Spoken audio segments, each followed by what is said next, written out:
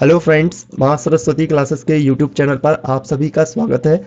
Delhi police constable का exam start हो चुका है और अभी तक जितनी भी शिफ्ट हुई हैं उन शिफ्ट के अनुसार उनका जो क्वेश्चन पेपर रहा है, किस प्रकार के प्रश्न उसमें पूछे गए हैं, क्या उनका लेवल रहा है, इन सभी पॉइंट्स के आधार पर इस वीडियो में हम दिल्ली पुलिस कांस्टेबल एग्ज़ाम के लिए एक्सपेक्टेड कट ऑफ जो कि आपका फर्स्ट स्टेज के लिए क्या हो सकता है, कैटेगरी वाइज क्या होगा, प्रीवियस ईयर में क्या कट ऑफ रहा था, या इसको हम ऐसे भी कह सकते हैं कि जो अभी आपका एग्जाम हुआ है इसके लिए सेफ स्कोर क्या हो सकता है, ताकि आप अपने आगे के जो स्टेप है जैसे कि फिजिकल आपको प्रिपेयर करना है उसकी आप तैयारी अच्छे तरीके से कर सकें और ये समझ पाएं कि जो आपका एग्जाम है वो कट ऑफ किस पॉइंट पर बैरी करने वाला है। उससे पहले मैं आपको बताना चाहूँगा कि अगर अभी तक आपका एग्जाम नहीं हुआ है और अगर आप एग्जाम में कंप्यूटर सब्जेक्ट में अच्छा स्कोर करना चाहते हैं, आपको मैंने पहले ही भी बताया था कि कंप्यूटर में एमएस एक्सेल और एमएस वर्ड से काफ़ी ज़्यादा क्वेश्चन पूछे जाने हैं और ऐसा ही हो रहा है। तो आप इसके लिए ये जो हमारी ई बुक है इसको आप डाउनलोड कर सकते हैं। इसमें आपको जितना भी आपका सिलेबस है सारे सिलेबस के अनुसार आपको कंप्लीट थ्योरी है, कंप्लीटली आपको एमएस वर्ड एमएस एक्सेल ये बहुत अच्छे से वहाँ पर डीपली आपको बताए गए हैं। कंप्लीटली इसमें आपको हैंड रिटन पीडीएफ नोट्स हैं, प्लस इसमें आपको 250 प्लस इंपॉर्टेंट क्वेश्चंस भी दिए गए हैं ताकि आप इससे अपनी प्रैक्टिस भी कर सकते हैं। इसके लिए आपको 40 रुपीज़ का अमाउंट पे करना होगा। डाउनलोड करने की जो लिंक है वो आपको डिस्क्रिप्शन बॉक्स में मिल जाएगी। तो आइए अब यहाँ पर हम देखते हैं कि दिल्ली पुलिस जो कांस्टेबल 2020 एग्जाम है इसके लिए जो एक्सपेक्टेड कट ऑफ है फर्स्ट स्टेज के लिए, यानी कि फिजिकल एग्जाम के लिए फर्स्ट स्टेप पर जो आपका एक्सपेक्टेड कट ऑफ है क्या हो सकता है। तो उनको जानने से पहले कुछ यहाँ पर हमें पॉइंट को समझना ज़्यादा ज़रूरी है, क्योंकि इसी के आधार पर जो कट ऑफ है उसको एक हिसाब से हम इस तरीके से इसको प्रिडिक्ट कर सकते हैं। यहाँ पर अगर हम टोटल वैकेंसी की बात करें तो आप भी जानते हैं कि ऑफिशियल नोटिफिकेशन में 5,846 जो थी वो वैकेंसीज थी। वैकेंसी की टेबल अगर आप देखना चाहते हैं तो कुछ इस तरीके से है और इसे आप वीडियो को पॉज करके भी देख सकते हैं। कैटेगरी वाइज आप देखना चाहते हैं तो कैटेगरी वाइज भी इसमें सारी डिटेल बताई गई है। इसके बाद अगर हम टोटल एप्लीकेशन की बात करें कि कितने फॉर्म भरे गए थे तो एक नज़र यहाँ पर भी मार लेते हैं कि 28,95,676 जो फॉर्म है वो यहाँ पर फिल किए गए थे। अगर मैं कैटेगरी वाइज बात करूँ कि किस कैटेगरी में कितने फॉर्म भरे हैं तो ये एक आरटीआई में जो है इनकी तरफ से जवाब दिया गया था। तो जर्नल में यहाँ पर 7 लाख के समथिंग फॉर्म थे, ईडब्ल्यूएस में यहाँ पर बहुत ही कम फॉर्म थे, 63,000 के आसपास फॉर्म थे। ओबीसी की बात करें तो यहाँ पर 11 लाख 11.5 लाख कह सकते हैं आप इसको, और एससी की बात करें तो एससी में भी लगभग 7 लाख के आसपास फॉर्म थे, और एसटी की अगर बात करें तो यहाँ पर लगभग 2.25 लाख के आसपास यहाँ पर फॉर्म थे। तो ये एक ओवरऑल आपको जो भी एप्लीकेशन है उनके बारे में बताया गया है ताकि आप इस चीज़ को भी अपने माइंड में सेट कर सकें कि जो कंपटीशन का लेवल है वो क्या हो सकता है। इसके बाद अगर हम यहाँ पर प्रीवियस ईयर एग्जाम जो हुआ था 2017 में हुआ था, और इसकी अगर फाइनल कट ऑफ की बात करें, हम यहाँ पर फिजिकल के लिए कट ऑफ की बात नहीं कर रहे हैं, ये आप जो प्रीवियस ईयर कट ऑफ देख रहे हैं ये आपके फाइनल वाली कट ऑफ है। आफ्टर जो आपका एग्जाम हो चुका था सिलेक्शन के बाद क्या कट ऑफ रही थी वो मैं यहाँ पर आपको बता रहा हूँ। तो यहाँ पर आप कैटेगरी वाइज भी देख सकते हैं, मेल फीमेल और जो यूआर ओबीसी एससी एसटी सभी कैटेगरी वाइज यहाँ पर जानकारी दी गई है। तो आप इसको भी वीडियो पॉज करके देख सकते हैं। एक बात यहाँ पर आपको थोड़ा सा ध्यान देना होगा कि जो कट ऑफ थी वो कट ऑफ जो थी वो यहाँ पर देख सकते हैं, ये आपको कट ऑफ है, लेकिन जो पोस्ट थी वो इस बार की पोस्ट से थोड़ा सा ज़्यादा थी। लगभग 2000 के आसपास जो पोस्ट है वो पिछली बार की वैकेंसी में ज़्यादा थी। तो यहाँ पर इन पॉइंट को भी आपको समझना होगा। आइए इसके बाद हम देख लेते हैं अब अपना जो पेपर हुआ है, अभी जितनी भी शिफ्ट में पेपर हो चुका है उस शिफ्ट के अनुसार जो पेपर का ओवरऑल किस प्रकार का यहाँ पर लेवल रहा है, डिफिकल्टी लेवल क्या रहा है, कितने क्वेश्चन लगभग बच्चे अटेम्प्ट कर पा रहे हैं, उन पॉइंट्स को भी जानना बहुत ज़रूरी है।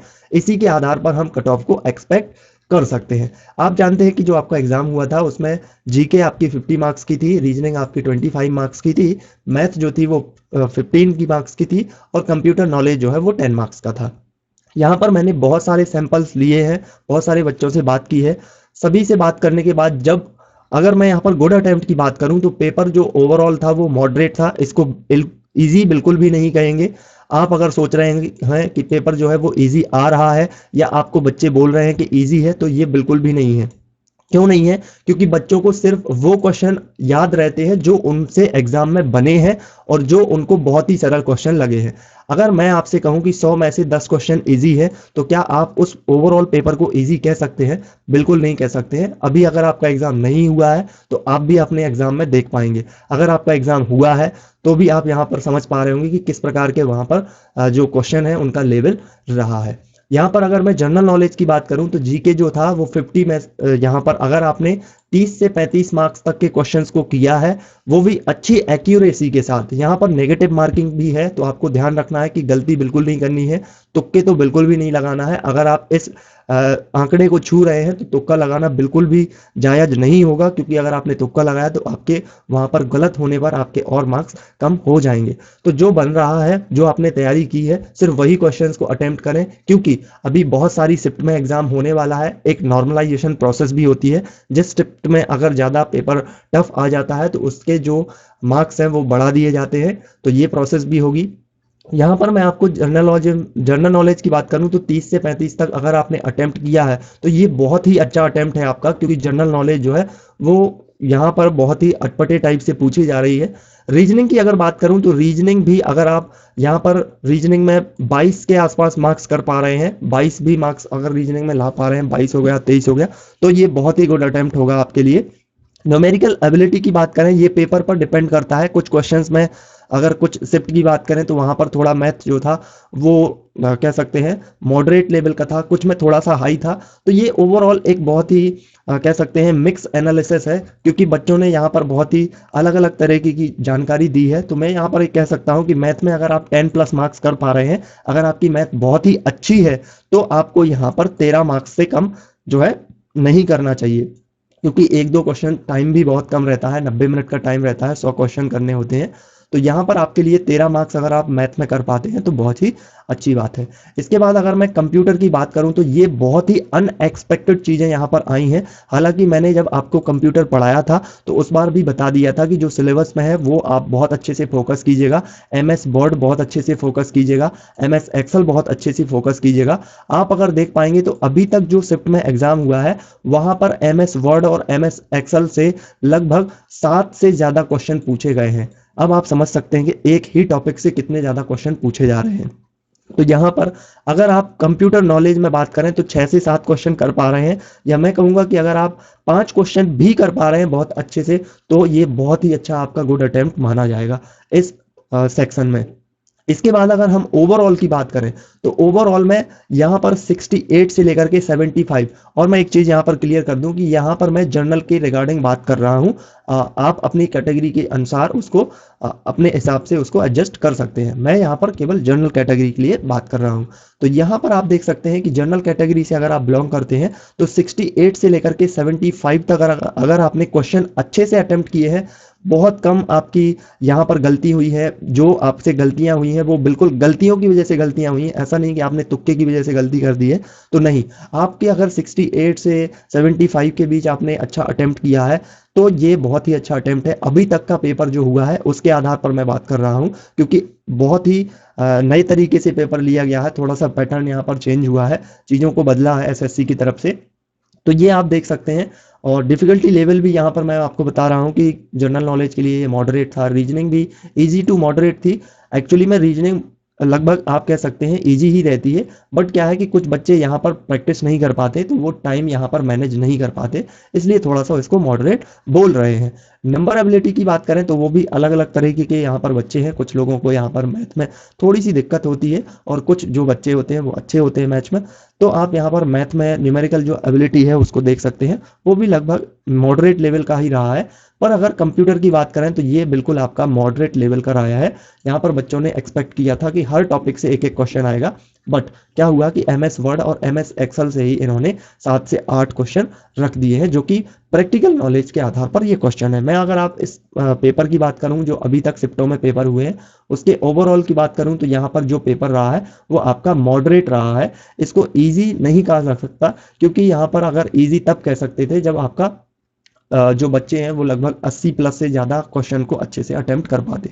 और यहाँ पर इसी तरीके से आप कह सकते हैं कि 75 के आसपास आपने क्वेश्चन अटेम्प्ट किए हैं, तो ये आपका गुड अटेम्प्ट रहने वाला है। इसके बाद हम यहाँ पर अब बात कर लेते हैं कि जो आपका पेपर का लेवल है वो तो मैंने आपको ऑलरेडी बताया हुआ है कि ये मॉडरेट पेपर आ रहा है। इसके बाद गुड अटेम्प्ट जो है वो 68 से लेकर के 75 तक है। अब मैं यहाँ पर category wise safe score expected cut off की बात कर रहा हूँ, और ये कब का एक्सपेक्टेड कट ऑफ है, ये है आपके फिजिकल एग्जाम के लिए, यानी जो आपका नेक्स्ट स्टेप होने वाला है उस एग्जाम के लिए क्या आपका एक्सपेक्टेड कट ऑफ हो सकता है। यहाँ पर हम कैटेगरी वाइज बात करेंगे, मेल और फीमेल दोनों कैटेगरी के लिए बात करेंगे, और जो आपकी बाकी की कैटेगरी हैं जैसे जनरल है, मेल फीमेल जनरल होते हैं, ओबीसी में भी मेल फीमेल है, तो इस तरीके से हम कैटेगरी वाइज यहाँ पर कट ऑफ एक्सपेक्टेड देख लेते हैं।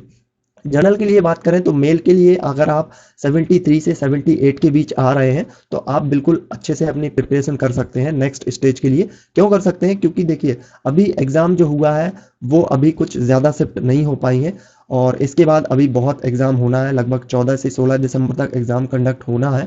और आपको बताया है कि जो नॉर्मलाइजेशन है वो एक प्रोसेस भी होती है। अगर आपका एग्ज़ाम हो सकता है शुरुआत में जो एग्ज़ाम है वो मॉडरेट आ रहा है, लास्ट तक आते आते एग्ज़ाम इजी हो जाता है, या फिर इससे भी ज़्यादा टफ हो जाता है, तो ये कुछ कहा नहीं जा सकता है, ये बिल्कुल अनएक्सपेक्टेड चीज़ है। लेकिन जो अभी तक का एग्ज़ाम हुआ है उसके आधार पर बात करें तो उसी के आधार पर मैं आपको यहाँ पर कट ऑफ बता रहा हूँ। तो अगर आप कम स्कोर भी कर पा रहे हैं, इस बीच स्कोर कर पा रहे हैं, तो आप बिल्कुल भी निराश मत होइएगा, क्योंकि आगे चल के हो सकता है कि आपकी शिफ्ट जो है वो हार्ड शिफ्ट हो, इस वजह से नॉर्मलाइजेशन होगा, नॉर्मलाइजेशन की वजह से आपको थोड़ा सा उसमें मार्क्स गेन कर दिए जाएंगे, आपको बेनिफिट दिया जाएगा।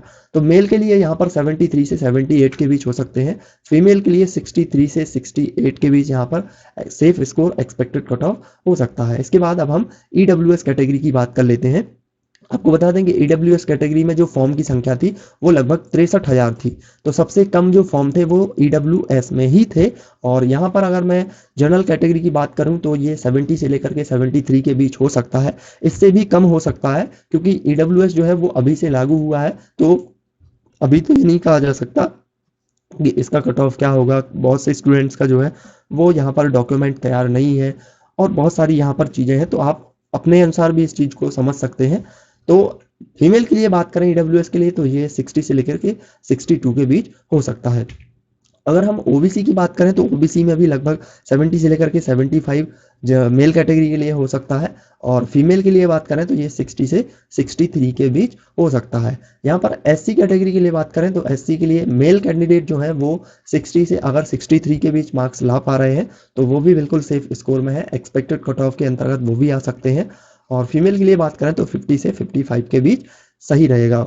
इसके बाद अगर एसटी की बात करें तो एसटी में यहाँ पर 53 से 58 सेफ स्कोर रहने वाला है, और फीमेल के लिए बात करें तो ये 48 से 52 सेफ स्कोर रहने वाला है। आपके अनुसार क्या सेफ स्कोर हो सकता है, आप भी अपनी जानकारी कमेंट बॉक्स में ज़रूर बताइएगा। अगर आपको ये वीडियो पसंद आया है तो इसको लाइक करना, शेयर करना अपने दोस्तों के साथ। अगर आप चैनल पर नए हैं तो चैनल को सब्सक्राइब ज़रूर कर लेना। So thank you for watching.